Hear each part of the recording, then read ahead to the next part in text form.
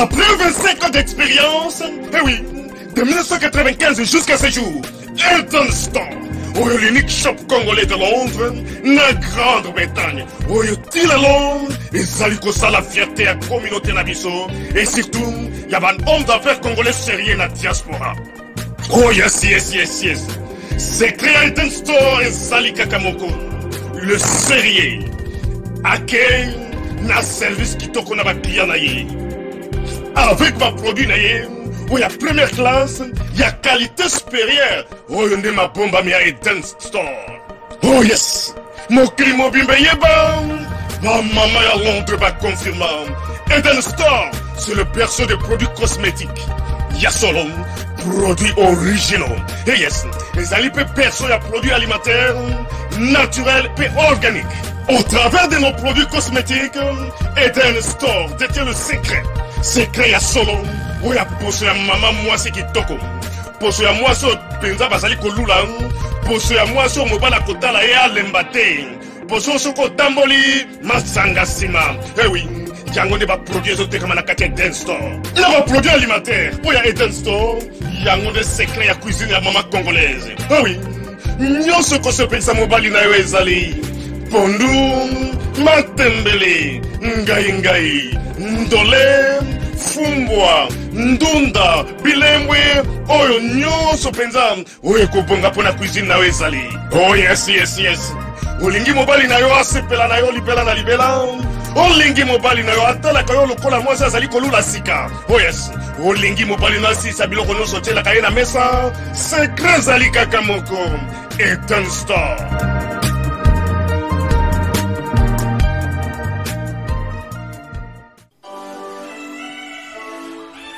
Bonjour fidèles internautes, bonjour, je vous aime tous. Ezali Wabino Sephora Kings.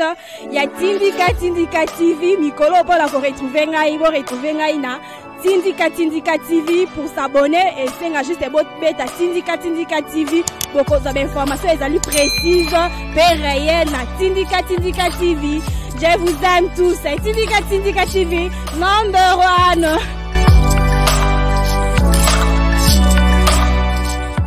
Mbote bandeko balandi ya site na biso ya internet ya Tindika télévision ndenge toujours to message ko yela bino basango etali politique pe ba actualité toujours ya mboka na biso fidèle internaute to yeli sus pona ko betela bino masolo nazali nga moko tene nazali na invité nanga o boko découvrir na ngonga moko mokie akomeka ko sala présentation boko yamba na kati ya betando mike na bino bo s'abonner massivement na kati ya Tindika télévision et puis bandeko bazwi libaku ya kolanda biso ba meka pe ko partager na baninga o bazwi libaku te ya kolanda émission o nako boss na te ba boss nango bazali bazali si chaîne papi kelina rifin kisombe o bazwami na ngambu ya Angleterre ali la tango motema be edit monza pe na boss nyote je manque ndolo depuis Manchester pe na boss nyote nakoloba mbote mwana mboka mbote mama journaliste mbote mingi na bande nyonso bazolanda biso to pesi bango mbote bisika nyonso bazali ndeko bazolanda yo mwana mboka koluka bazo mwa présentation na part na yo baluka ba yeba yo qui es-tu ngai kombo na ngai ndenge na vandi awa na bengami na kombo ya Junior Belami moko ya barangere ya Parlement debout 10e mairie. Mboka ndeko Junior to ki maman lombango na actualité politique to mona ki affaire mine ndenge sala ki moi succès ndenge lobami pezo continue toujours ko lobama mwana mboka ndeko Junior to mona ki affaire mine to mona ki basili ko convoquer to basili ko bengisa mwana mboka le ministre Ruberwa na ngambu ya Assemblée nationale pour que a s'expliquer to ko lukato za moi intervention pona yo pona sujet wana mama na koyebisa yo na affaire ya makambo etali Ruberwa. Et loko oyo Ruberwa sali est plus grave. Oyo ministre de décentralisation sali est plus grave que non mokonzi ya mboka na conseil des ministres etango bakotaki na vendredi iye bapesa ki même parole te. Bapesi atali lobate bayebisi yo ko lobate parce que il faut kende na dossier na ye kotaki déjà na conseil d'état. Lokola dossier kotaki na conseil d'état et bandaki déjà kozela que parlement ebengisa ye ba poser quelques questions. Soka à s'exprimer na parlement ba parlementaire nde ba kotala ba ko analyser soka à se défendre bien ou à koyi. Soka koyi na mbeba directement conseil d'état ko frapper parce que comment yo ko kende dans une province ko installé commune moko quelqu'un qui rural oyo mokonza mboka pesi yo mitindo te bapesi c'était hors de l'émission batuni yango na conseil des ministres où est la hors de l'émission ezate nde yango eza na base ya nyos donc ndenge mwana mboka Ruberwa wana ye boloko déjà komi pembeni na ye parce que ndenge kitenge so lobaki mokonza mboka za na biki rouge na biki bleu voilà donc biki rouge déjà lati donc yango wana eloko to sala les sous commentaires ezalité ce qui a passé dans parlement le londa zolo ce qui a lobby bien té a expliqué bien té conseil d'été ko frapper ba ko sanctionner la place malamu ezalaki ya ko inviter to ko benga e place ko s'expliquer ezalaki na parlement place ya ko benga sa liboso dossier qui est dans conseil d'état mais conseil d'état justice avant frapper d'abord il faut parce que baza gouvernement ezalaka c'est l'Assemblée nationale qui installe le gouvernement. Il faut gouverner le parlement et puis ça mot d'ordre wana que notre to destituer y na fonction na yi ozomona donc déjà ici c'est ko s'apprendre na yi parce que et logo ya sala ki y a mabel sous ça que ça la conférence de presse au biso barangay tozolo ba orgueil il y a orgueil donc il a mis l'orgueil na ba conférence de presse na yi ote na yebi makambo wana te maintenant ya sali que no commune bourgmestre wana ya Minembo aza l'installer. C'était lui et à côté na kati ya délégation ministre de défense OK ministre de défense aza ministre d'état aza mon continue mais hier a memi azobi ba ministre azobi même ambassadeur des États-Unis d'Amérique et voilà aujourd'hui l'état des droits et l'andanasima il sera le premier Rwandais oya kokotaka prison makala. Mwana mboka ndeko junior tomoni pe na ngambu ya VK ba ndeko na yeto ba to bazali nzinga na ye bazali kosenga ete il faut azwa soin moko approprié parce que azali gravement malade to ebite malade yango soki ezali nini ou bien là où aza place où azali azozo ba soin mo ezali pena approprié te to koluka moko kozwa maloba pona intervention ya sujet o eloko to koloba ndeko na biso kamere tata wana linga komisa prison asala lokola prison lix eza na bato bakangamaka na prison bazwaka ba préalable oyo yazo senga wana te ye ba soins médicaux ate hôpital oyo te centre nganda lisusu te eza malade eza kilikili malade ezo sopana lokola likamususu okoyoka kuna te coronavirus o tuberculose oyo boyebo donc bazo bimisa malade. En tout cas, nous sommes fatigués. Nous sommes fatigués. Non, ils ont tuberculose. Il y a tout ça. Côté Jamal, tuberculose. Il y a caméra, non, coronavirus. Mais maintenant, dans la prison, la coronavirus, c'est ça qu'on a caméra. Coronavirus, c'est juste prisonnier, moussouté. Et quand il n'a pas détourné, tant qu'il n'a pas solo à l'état, pour n'a pas bandagi kobe la belate. Malade, il y a quand on a touché mon à l'état, à qui n'a prisonnier malade comme moi. Mais ndenge tozana mokili oyo tout peut arriver biso oyo to Sibir makambo to Sibir lelo oyo ndenge to vandi na kimia lelo to vandi oyebi place oyo biso to uti ba combattant de l'EPS nous avons souffert to Sibir et bango biso tant to koti na pouvoir c'était qu'on nettoyer salité état de droit donc salité zalate soki voilà nettoyage ya salité soki salité ezali okokota makala soki salité ezo kokota makala bango bakanisa ndenge to sali ba association ba cohabitation soki ba coalition la eza nepoto sangana kato yibaka bambo non eza ba coalition ya ko détourner te epati lombo soko yibi mokonza mboka yekuta za na même misité na justice nda ko traiter et dossier na ye eza na cour d'appel tangu ba kozwaye na bato oyo bazolo bakiyake ne libanda yo de jour mona wapi même les États-Unis moto eza na dossier na appel bazwa babimisa ye akende soin alongwe na États-Unis ke France ezalaka te kaka pana biso awa nde muta kotisi ba projeter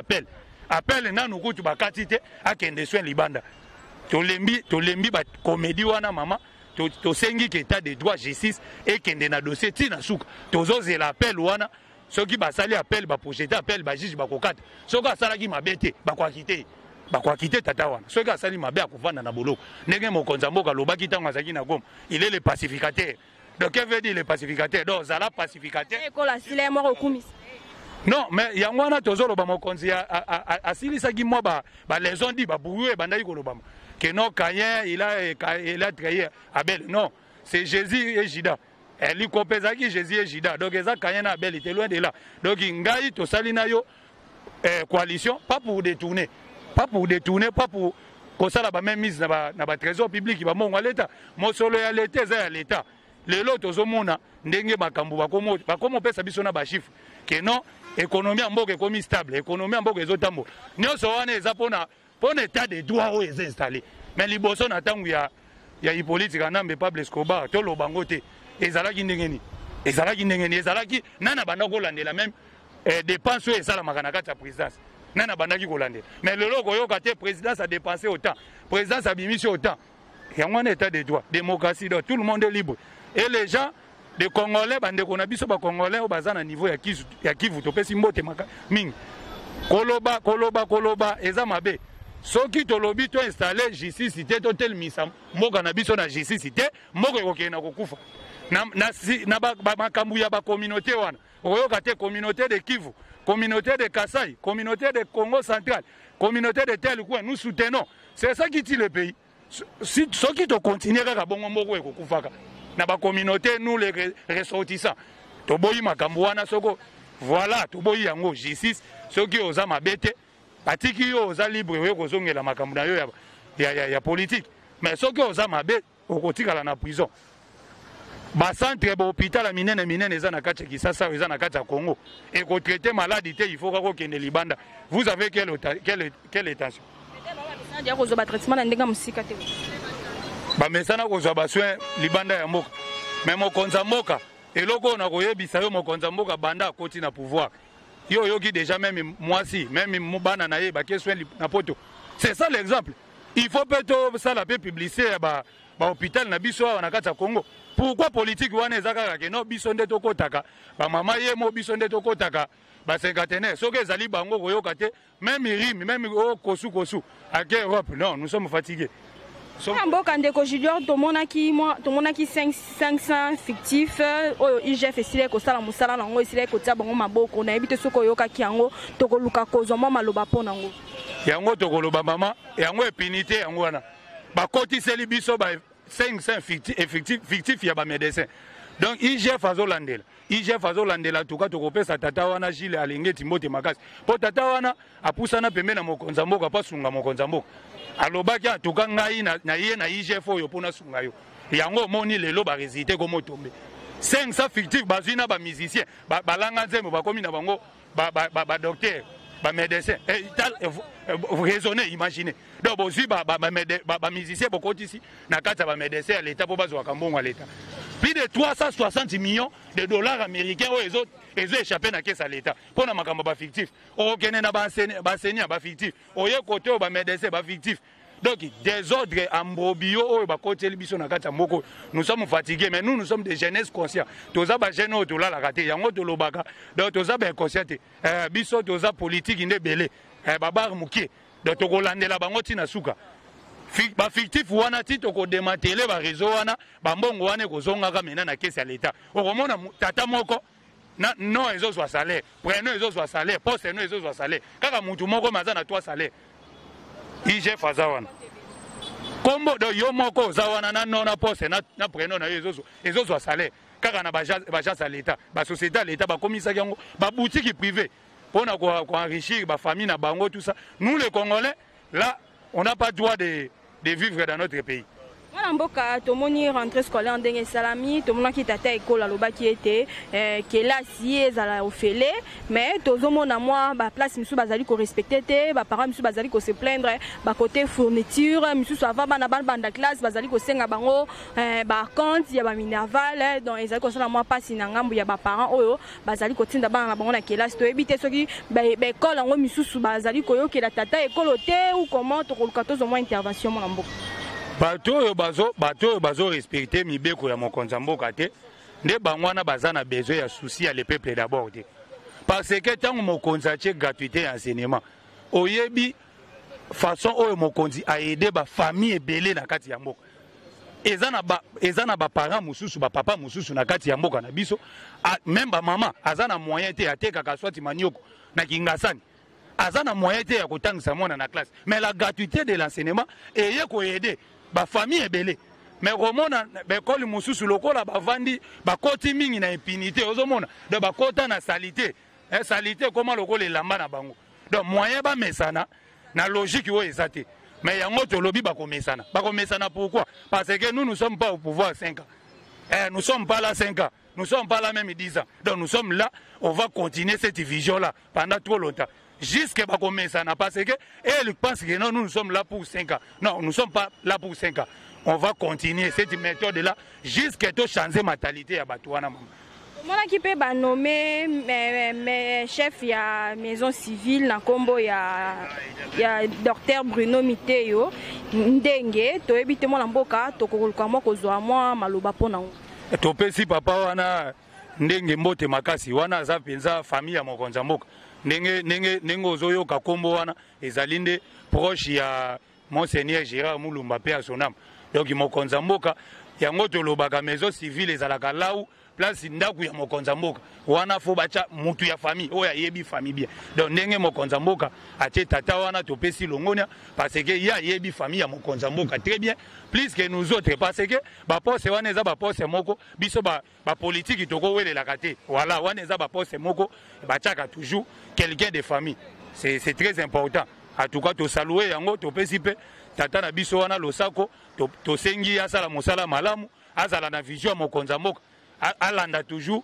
vision ya chef de l'État le peuple d'abord asunga pe famille mokonza mboka mwana mboka ndeko junior tomoni recensement kala mingi te tomoni bino bayimboka to bandeko bozali kosala bozali membre ya parti tomoni bosili ko accepter ko participer to ko na recensement mwana mboka to koluka to zo moins intervention to ko bakisa nini pona affaire recensement maman to lobaki boye ndenge l'IDPS est au pouvoir aujourd'hui.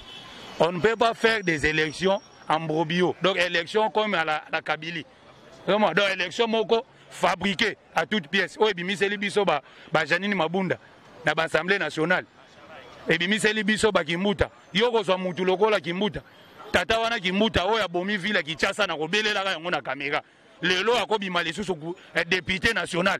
Nani akovoter Kimuta même ata kotinda kwa nganga afuka mina nganga boy basali losambo nana ko votaka Kimuta na Kinshasa oyo mozomona ke za ba majorité fabriquée oyo ba fabriquer biso na élection c'est pour cela biso to lobby on va aller d'abord na identification recensement parce que même les Congolais de diaspora à l'étranger il faut pas voter donc biso na l'IDPS au pouvoir nous sommes pas là to kolongola ba parti ba Congolais parce que le pouvoir bokipateur ezalaki ya Kabila voilà biso lelo eza bana mboka nde bazo diriger siko mboka donc même mwana mboka za na Taïwan ako voter mwana mboka za na Chine ako voter donc tous les Congolais au tout bord bako voter voilà donc recensement avant d'aller aux élections wana et prôné même notre secrétaire général Augustin Rabouy abeleli yango pa beteli yango c'était nous allons d'abord au recensement identification avant d'aller aux élections wana bandeko na biso ya FCC Front commun contre le Congo bozala poser bolenga te tokokende d'abord na recensement to identifier to longola ba Burundi na ba Tanzanie obokotiela biso illégalement. Au total, 120 et 145 territoires peuvent être considérés un État en paix. Donc, dit le ministre de la Défense, Dengue Asiliko Sala, Constant Nae, moi l'amboka okobakisani ni ponango. Kasi yango tozolo bate bato balobaka toujours que mon konzamboka banda koti wana zo sale lokote. Nde siko tozi bango. Est-ce que Ebimi na munoko ya biso l'IDPS, to Ebimi na munoko ya biso ba combattant, Ebimi na ngoyimuke na ministre de la Défense, c'est lui-même qui parle. Même FCC, voilà. Il a dit clairement, na 145 territoires, 120 territoires maintenant ils sont en paix, na Kimia. Il y a un biso to bandaki koli. Pe Kimia wane ko sala restaurer partout. Donc Congo eko tikala na kwa moko te insécurité. Kwa nyonso pe ko kota. Ba massacre wane ko sila parce que ndenge na uti ko yebiso na debia, nous sommes pas au pouvoir pour 5 ans. Donc il va instaurer état de droit qui n'y a partout. Congolais même à Minembo, même à on a Sankou, on a Massisi, à cause de la peine à Katamboka. Moni je donc un pas si ko tweeté na compte na ye alobiete bolukaye balukaye aye te balukaye na kati ya Katanga to ebite soki oko intervenir nini to ko bakisa nini par rapport nango. J'ai d'ailleurs qui maman pona lo bana peuple congolais na bandeko. Ce type là c'est un criminel. C'est un criminel. Un criminel oyo ba libéra balatisi foulard à Chikata. Balatisi foulard à Chikata awa boyena. Totala na babilili. Et ça la somme. Quelqu'un qui était condamné à perpétuité, peine de mort, mais ba libéré. Azwa grâce moko boye di jamais vu. Même Nzambe likolo azakana kanda. bazui babimisi pona kende no na histoire babimisi tata wana tant babimisi ndo yoki phénomène bakatakatang ezo continuer toujours ko marteler ezo ya toujours et s'alimenter les sous makasi mais eloko ezo lobisa Gédéon Kyungu pona rappeler na peso information ezalinde ko kangama ya ngoi ya ndeko oyo bakanga ngoi oyebi Christian ngoi quelqu'un qui était impliqué na assassinat ya Shebea bakangela yo wapi kuna na Lubumbashi donc et bakomi déjà tas de la fin bakomi na suka akobanga ndezo sala donc ozomona ko loba wana eza déjà kobanga ayebi déjà que Christian oyo azalaki fugitif akimaki bazuye na minute oyo aza déjà wana Kinshasa kalate posé na ezobana yepe Gédéon Kyungu kalata kozwama parce que c'est bango nde baza complicité na ba gouverneur ya Okatanga Jacques Kabula wana tozolo bale les trois gouverneurs les plus dangereux du Congo bango misatu wana basala trio Kabula aussi oyo Mouyej aussi oyo Zoé Kabila ce sont des gens oyo bazo organiser à tout prix déstabiliser les mandats du chef de l'État et biso toza simana bango toko dénoncer bango parce que eloko moko pesate eloko ezate tokoloba na bango bokokotaka prison boyoki déjà États-Unis lobi mokonza mboka sala ba prison ebele ba prison eza mukie kalate na kipesa bazo inaugurer déjà prison pour enfants donc soko za kuluna voilà soko za kuluna osala ka kuluna 13 ans to ya 14 ans okanisi ko okene na parquet batikio prison pour l'enfant ezoya okota na makala donc c'est ça donc mokonza ko sala ba prison ebele po ekanga batu wana ba fugitif mutu wana aza fugitif un fugitif ya munene Kyungu babate, Gédéon Kyungu. Voilà, Gédéon babate. Notre papa là n'a pas de problème avec nous. Toujours le bandé Gédéon Kyungu. Oya bakatakatang. Alia batu, alia même cher humain. Imaginez muta koma tina niveau bachela e musunya mutu na sali. E mutande ngwana bolati se fulara shikata. Bobimisi lelo toza na chasse contre batuana. Soko moni déjà bimi bongo asali image biso nyoso to moni ba image wana. Eza déjà muto azolo baké na komi na suka. Naza na place à kokende te boya kozwa ngai il fallait ne alobela bongo mais azolo bageno je suis à Lubumbashi akozwa makokangama na ye kala mingi te fidèle internet comme vraiment na suka émission na biso mona mboka tokoluka tozo mwa liloba suka puis pona bat baza poso ko contacter ba sala ndenge liloba na mot de la fin na koloba na ba congolais nyo surtout à la derrière la vision du chef de l'État biso tangu to le kaka to pesa ka émission bozo sentir na ba maturité na ba maturité parce que biso eza lokola formation école autosui au monde yango na ba parti politique mususu te un jeune comme nous sommes dynamiques toza bato tozo expliquer bato pe ba congolais même à l'essayer du pays bazo benga bazo ba félicitations ba encouragement tozo senga ba encouragement na bino et non de menaces parce que biso ndenge toza na minduki moko te toza na ba armes de guerre biso armes de guerre na biso eza koloba nde vérité eza vérité ba menace wana boya na ngote pe boye bakeza mille sans effet yango tokoloba mot de la fin eza la vision du chef de l'État eza kosilisa impunité déjà bolandi ne peuple congolais Ruberwa aza déjà raison surveillé tiazo kendaka na parlement wana déjà bazingi lupangu na ye na ba policier donc elingi koloba na mokonza mboka soki balingi yo déjà lupangu donc affaire à suivre oza déjà voisin ya wakaniginingi na prison makala yango tozoloba bango tu bakokende kotonda kuna majorité parlementaire na bango bakosala yango na makala tokolongola bango majorité parlementaire oyo batondisi na parlement bakokende kovandaka na makala et ezande andua si ya batu ya FCC Front commun contre le Congo ces gens-là ils ont détruit le pays et ils continuent toujours à comploter pour bloquer les actions des chefs de l'État. Les lobbies sont sur Tolandi. Ben 25 bakomi goya. Oyo balobaki ke ben 25 bakoya te. Ben 25 bazoya. Mon compte komi ko bénéficier même ba aide ya ba armement américain. Oyo chose oyo ezalate na Congo. Lelo oyo c'est grâce à la diplomatie du chef de l'État. Lelo ba Amérique komi ko déployer minduki ba matuza donc moto zamba kuna ya ese moto na moto. Yo kotika na kati zamba italio. Donc bimaka déjà na zamba po fati beto komi na kanda. Numéro de téléphone ngai ezali plus 243 91 02 47 120 na bandeli lisusu plus 243 91 02 47 120 ngai ya bino Junior Belami moko ya ranger mobilisateur ya cellule ya Mombele section maire de Limité ngai yo tozo sala kaka pona moka nous luttons pour le pays et ba encouragement bandeko bazo benga biso bazolo bantuka n'abandonnez pas ce combat parce que Même Etienne Tshisekedi, notre fait héros national, il a dit ça. L'IDPS est au pouvoir, mais l'IDPS est aussi à l'opposition. Totiki là qui Fayoulou m'a dit opposition, tu as là 0 sur 10. A bêti 15% il y a population en marche, 0 sur 10. Tata wana comment réclamer Bapiné. Ceux qui vont tirer Bapiné dans zone nanda. Donc il connaît, il y a habilité. Yo oye marche, au lobby Babambela yo Bapino zonga nanda ko bosani marche. Donc, ce monsieur-là, il a compris que l'opposition, c'était nous, l'IDPS, mais nous sommes au pouvoir, tous veiller sur le bon fonctionnement. Et ceux qui peuvent moquer dérouter, n'engue to salagi rosa malone, frappe na frappe, sonique à foot à rosa malone, bakangami liboke moko na mai. Le histoire passée.